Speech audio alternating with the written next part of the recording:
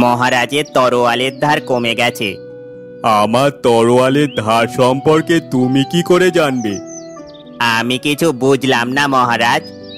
জানো, রাজা মাধবের সাথে যুদ্ধ করতে গিয়ে আমার পা লেগে তার ধনুক ভেঙে যায়। ধনুক ভাঙার সাথে তরোয়ারের কি সম্পর্ক মহারাজ? তারপর আমার তরোয়াল তাকে দিই, কারণ সে অস্ত্র ছাড়া যুদ্ধ করবে কিভাবে। তাহলে আপনি কিভাবে যুদ্ধ করলেন তার সাথে?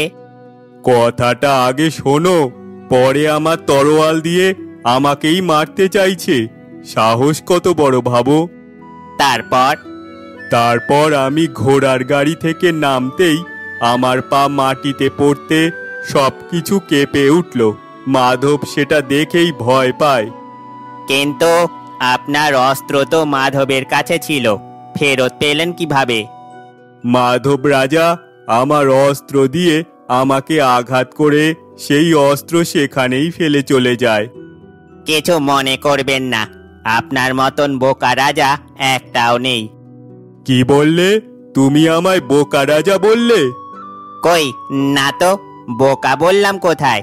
ভালো রাজা বললাম তো। তাও ভালো, আমি শুনলাম বোকা রাজা। আজকের মতন বেঁচে গেলেন মন্ত্রী মশাই আমাদের রাজা বোকা হওয়ার কারণে। ঠিক বলেছ, না হলে তো আজকেই গর্দান যেত। তোমরা এত কি নিয়ে কথা বলছো? তেমন কিছু না মহারাজ, আপনার দুপুরের খাবারের সময় হয়ে গেছে। ঠিক বলেছ, তোমাদের রানীমাকে ডাকো। রাজা ও রানী খাবার খেতে বসে। মহারাজ, আজকে আপনার সব পছন্দের খাবারই রান্না করা হয়েছে। তাহলে তো আজকে মজা করে খাবার খাবো। কিন্তু খাবার খেতে গিয়ে বোকা রাজা পড়ল বিপাকে। আজকে রান্না কে করেছে? প্রতিদিনের মতো আমাদের রান্নার পাচক মশাই রেঁধেছেন। তাকে একবার ডাকো এখানে। তারপর রান্নার পাচককে ডেকে আনা হয়। কি হয়েছে হুজুর, রান্না খারাপ হয়েছে নাকি? রান্না খারাপ হয়নি, তবে রান্নায় একটু চিনি বেশি দিলে ভালো লাগতো। বোকা রাজার কথা শুনে সবাই হাসতে থাকে। রান্নায় কি কেউ চিনি দেয়? কেন দেয় না রানী? আপনার এই সব বোকা বোকা কথা শুনে সবাই কেমন হাসছে দেখুন। তারপর রাজা খাওয়া শেষ করে রানীকে নিয়ে বাগানে যায় হাঁটতে। রানী, আমার রাজত্বের সুখ ভোগ করে নাও। তুমি খুবই ভাগ্যবতী যে তুমি আমার রানী হয়েছ। মহারাজ, আপনিও না। যদি আমি এই দেশের রাজা না হতাম, তাহলে মাধব যুদ্ধে জিতে সবাইকে দাস বানিয়ে রাখতো। তখন এই রাজত্ব ভোগ করতে হতো না। আচ্ছা মহারাজ, মাধব কি খুবই শক্তিশালী ছিল? হ্যাঁ, সব রাজাই ওকে দেখে ভয় পেত, কিন্তু একমাত্র আমাকে দেখে মাধব ভয় পেত। তুমি তো সেই যুদ্ধের কথা জানো। হয়েছে, এক যুদ্ধ বলে বলে আমার মাথাটা পাগল করে ফেললো। তোমার মাথা পাগল হয়ে গেছে নাকি? কোথায় দেখি? শোনো, তোমার এই বোকা বোকা বুদ্ধির জন্য নিজেই বিপদে পড়বে একদিন। তখন পাহারাদার আসে রাজার কাছে। মহারাজের জয় হোক। রাজ্য থেকে কিছু লোক এসেছে মহারাজ। তাদেরকে ভেতরে আসতে বলো। মহারাজের অনুমতি নিয়ে তারা ভিতরে আসে। মহারাজ, প্রণাম নেবেন। বলো, কি বলতে এসেছো? মহারাজ, কাল থেকে 4-5 দিন মহা উৎসবের মহাভোজ শুরু হচ্ছে। তাতে আমি কি করতে পারি? গ্রামের সবাই চাইছে আপনি যদি সেখানে হাজির হতেন। মন্ত্রী মশাই, কাল জানি মহারাজ কি সব বোকা বোকা কাজ করে বসে। সেই বোকা বোকা কাজের জন্য আমাদের কথা শুনতে হয়।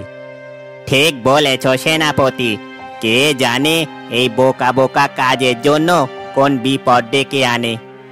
নিশ্চয়ই যাব। এত করে বলছো যখন, আমরা সবাই যাব। পরের দিন রাজা মন্ত্রী, সেনাপতি আর পুরোহিতকে নিয়ে হাজির হন গ্রামের সেই মহাভোজে।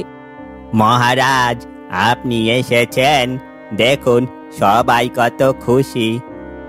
আমি জানি তো সবাই খুশি হবেন। আসুন, এখানে বসুন, আপনাদের জন্যই মহাভোজ আসছে। মহাভোজ নিয়ে আসা হয় আর রাজা একাই সব খাবার শেষ করে ফেলে। কি হলো, সবাই এভাবে তাকিয়ে আছো কেন?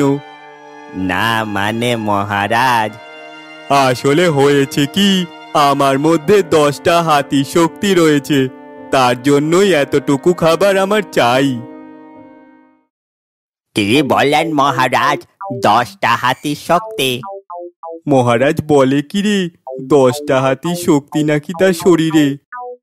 এই বোকা রাজার কথা বাদ দেন তো, সব সময় নিজের বোকা বোকা বুদ্ধি আমাদের দেন, তখন আমাদের বাধ্য হয়ে করতে হয়। ঠিক বলেছেন ভাই, আজকে কি বলে শুনি আগে।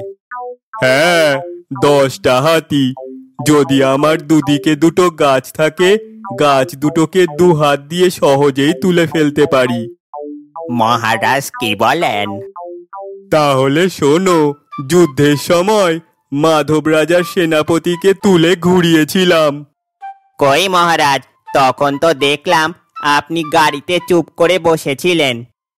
আহা মন্ত্রী, তখন তো তুমি যুদ্ধে ব্যস্ত ছিলে।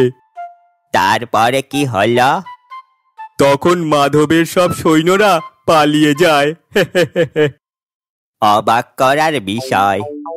দরকার হলে আমাদের মধ্যে কেউ আসুন, তাকে তুলে আমি প্রমাণ করে দিচ্ছি।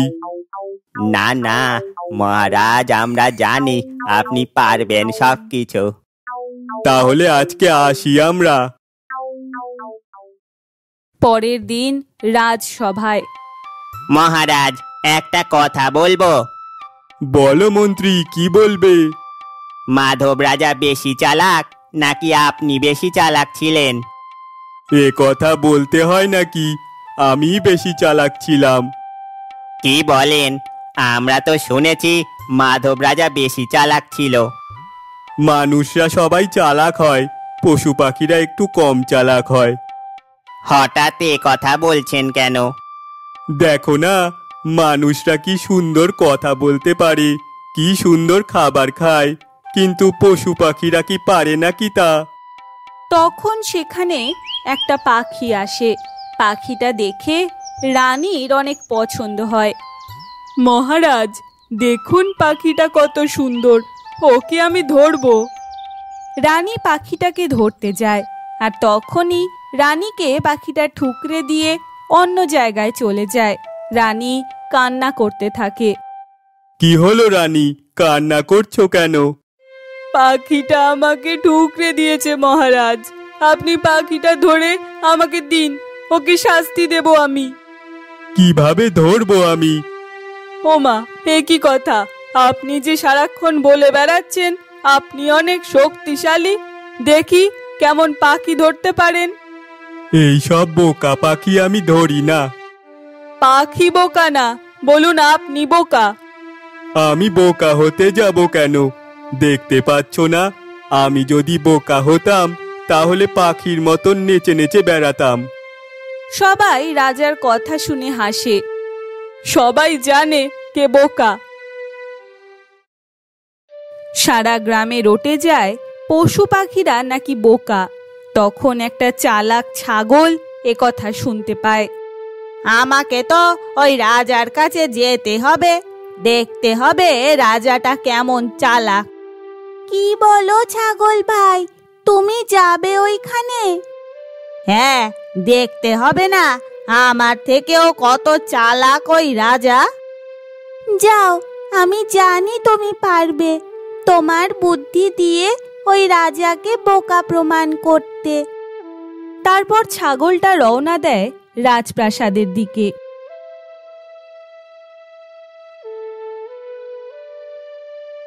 মহারাজ, একজন আপনার সাথে দেখা করতে এসেছে। এখন আবার আমার সাথে কে দেখা করতে আসলো? একটা ছাগল এসেছে মহারাজ। ছাগল আমার সাথে দেখা করতে এসেছে? ছাগল আবার কথা বলতে পারে নাকি? হ্যাঁ মহারাজ, কথা বলা ছাগল দেখে তো মনে হলো সে অনেক চালাক। যাও, ভেতরে ডেকে আনো। তারপর ছাগলটা ভেতরে আসে। মহারাজ, আমার প্রণাম নেবেন। বোকা ছাগলটা দেখছি কথা বলতে পারে। কথা শুনেই বলে দিলেন আমি বোকা? তোমরা পশুরা তো সব বোকা। কিন্তু আমি যদি বলি আপনি বোকা, আপনি এই রাজ্যের রাজা হওয়াতে এই কথাটা কেউ আপনাকে বলতে পারে না। তোমার এত বড় সাহস আমাকে বোকা বললে? বোকাকে বোকা বলবো না তো কি বলবো বলেন? কে কোথায় আছিস? এই ছাগলটাকে ধরে বন্দি কর। রাজার কথা মতো ছাগলটাকে বন্দি করা হয়। তখন ছাগল একটা বুদ্ধি করে বলে, মহারাজ, আমি জানি আপনি আমায় মেরে রান্না করে খাবেন। তুমি বুঝলে কিভাবে? আমি সবার মনের কথাই বুঝি। যেমন আপনি আপনার মন্ত্রীকে বলবেন আমাকে মেরে ফেলতে। মন্ত্রী, এই ছাগলটা আমার মনের কথা বুঝতে পারছে কেমন করে? জানি না মহারাজ। মহারাজ, আমি একটা কথা বলবো, যদি অনুমতি দেন। বলো শুনি। আমাকে যখন খাবেনি তখন কদিন পরেই খান। কদিন পরে খাবো কেন? আমার শরীরে এখনো তেমন মাংস হয়নি। যদি কয়দিন আমাকে খাবার আপনি খাওয়ান, তখন আমার মাংস খেয়ে আপনি মজা পাবেন। তাই তো, তাহলে তুমি এই কদিন ভালো মন্দ খেয়ে শরীরে মাংস বানাও, তারপরেই তোমাকে খাবো। এই তো বোকা রাজা আমার কথা শুনেছে। হি হি হি। সেনাপতি, দেখবে ছাগলটার যেন খাওয়ার কোনো কম না হয়, সেদিকে খেয়াল রাখবে তুমি। ঠিক আছে মহারাজ। ছাগলটাকে ছেড়ে দাও। যদি পালিয়ে যায়? ভয় পেও না, আমি পালাবো না। তারপর ছাগলটাকে প্রতিদিন অনেক খাবার খাওয়ানো হয়। একদিন রাজা আর রানী বাগানে বসে গল্প করছে। তখন সেখানে বড় একটা বিপদ ঘটে। মহারাজ, ছাগলটাকে না মারলে হয় না? তুমি এই কথা বলছো কেন হঠাৎ? ছাগলটাকে দেখে আমার খুব মায়া হচ্ছে।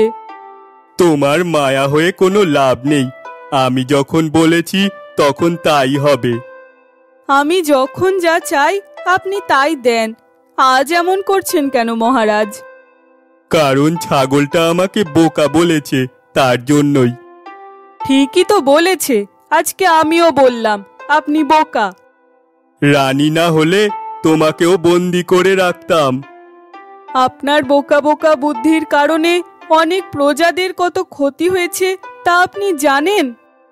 তাহলে তুমিও আমাকে বোকা বলছো?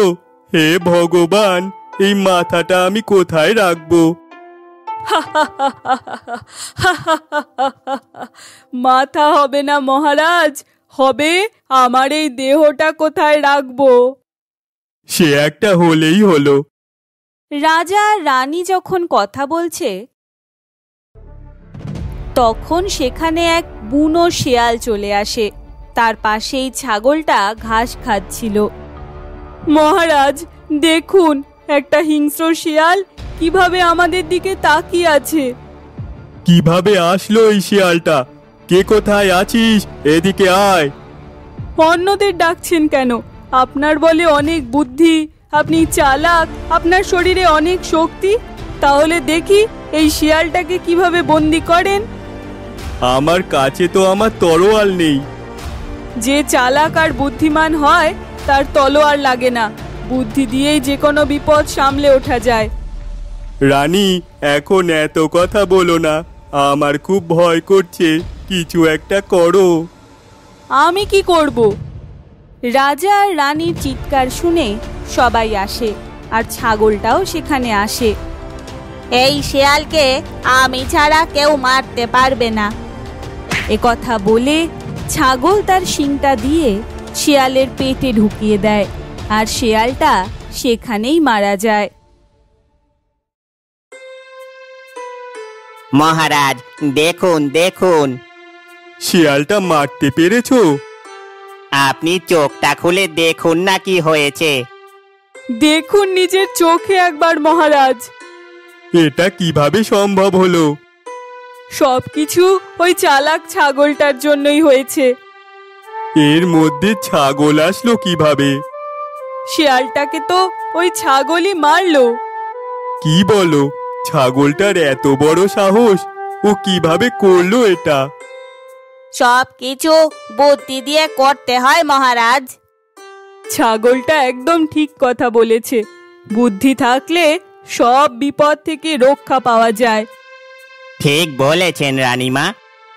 আপনি শুধু মুখেই বলেন আপনি চালাক, আজকে সবার সামনে প্রমাণ হয়ে গেল কে আসলে চালাক। আমরা সবাই যেখানে এই শিয়ালটাকে মারতে পারছিলাম না, সেখানে এই ছাগলটা কত সহজেই মেরে ফেললো। আমিও তো দেখে অবাক হয়ে গেছি। তুমি এই কাজটা করলে কিভাবে?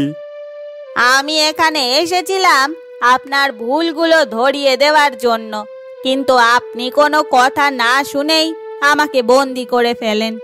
আজকে হয়তো আমি প্রমাণ করতে পেরেছি শক্তি থাকলেই হয় না, বুদ্ধি দিয়ে সব করা যায়। একদম ঠিক কথা বলেছো তুমি ছাগল। মহারাজ আজকে সত্যি বলছি, ছাগলের বুদ্ধির কাছে আপনার বুদ্ধি কিছুই না। তাহলে এতদিন তোমরা আমার সবকিছু সহ্য করে গেছো, কিছু বলনি? হ্যাঁ মহারাজ, আমরা জানতাম আপনার ভুল আপনি একদিন ঠিকই বুঝতে পারবেন।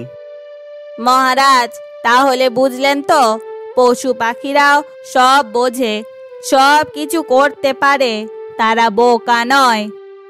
আজকে সত্যি বুঝতে পারলাম, শক্তি থাকলে হয় না, বুদ্ধি দিয়েও সবকিছু করা যায়। তাহলে নিজের ভুল আপনি বুঝতে পেরেছেন। হ্যাঁ রানী, আমার ভুল বুঝতে পেরেছি। আমি যে ভুল ছিলাম, এই ছাগল আমাকে তা প্রমাণ করে দিল। যাক, তাহলে আমি যে কারণে এসেছিলাম সেই কাজটাতে সফল হয়েছি। এখন মরণ হলেও আমার দুঃখ নেই। মহারাজ, এর পরেও আপনি ছাগলটাকে মারবেন? হ্যাঁ মহারাজ, ছাগলটা তো আপনার প্রাণ বাঁচিয়েছে। আপনি কিছু বলছেন না কেন? চুপ করে আছেন কেন মহারাজ? তোমরাই তো বলছো, আমাকে তো কিছুই বলতে দিচ্ছ না। বলুন তাহলে, আমরা শুনি। আমি এতটাও বোকা না যে আমাদের প্রাণ বাঁচিয়েছে তাকে মারবো। আজ থেকে ছাগলটা মুক্ত। রাজার কথা শুনে সবাই অনেক খুশি হয়। মহারাজ, একটা কথা বলবো? হ্যাঁ বলো। ছাগলটা যদি আমাদের প্রাসাদেই থাকতো তাহলে অনেক ভালো হতো।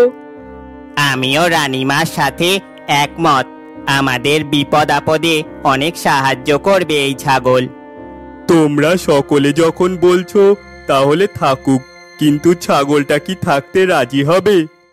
আপনারা সকলে এত করে বলছেন যখন, তখন আমি এখানেই থাকবো। এখন সবাই খুশি তো? আজকে আমার প্রথমবার মনে হচ্ছে আপনি একটা ভালো কাজ করেছেন। মহারাজ, এই আনন্দে রাজবাড়িতে একটা মহাভোজের আয়োজন হোক। তার বলতে? আজকে সব রান্না আমি করব। লবণ চিনি ভালো করে দিও রানী। রাজার কথা শুনে সবাই হাসতে থাকে। মহারাজ, একটা কথা সব সময় মনে রাখবেন, শক্তি দিয়ে সব কিছু হয় না, বুদ্ধি দিয়েও সহজে সব কিছুই করা যায়। ঠিক বলেছো।